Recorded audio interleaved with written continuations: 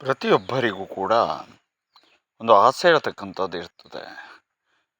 ಮನೋರಥ ಹೇಳ್ತಕ್ಕಂಥದ್ದು ಈಡೇರಬೇಕು ಅಂತ ಹೇಳುವಂಥದ್ದು ಇರ್ತದೆ.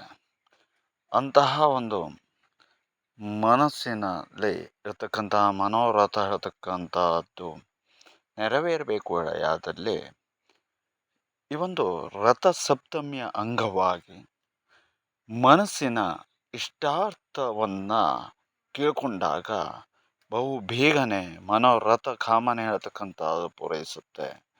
ಜೊತೆಯಲ್ಲಿ ವಿಶೇಷವಾಗಿ ಅಂಗಾರಕ ದಿವಸ ಅಂತ ಹೇಳಿದರೆ ಮಂಗಳವಾರ ರಥ ಸಪ್ತಮಿ ಹೇಳ್ತಕ್ಕಂಥದ್ದು ಬಂದಿರುವುದು ನಿಮ್ಮೆಲ್ಲರ ಒಂದು ಪುಣ್ಯ.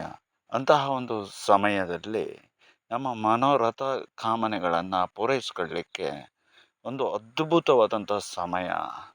ಎಲ್ಲಿ ನೋಡಿದರೂ ಕೂಡ ರಥ ಸಪ್ತಮಿಯ ರಥ ಹೇಳ್ತಕ್ಕಂಥದ್ದು ನೆರವೇರುತ್ತದೆ. ಹಾಗಾಗಿ ರಥ ಸಪ್ತಮಿ ಅಂತ ಹೇಳುವುದಾಗಿ ಕರೀತಾರೆ.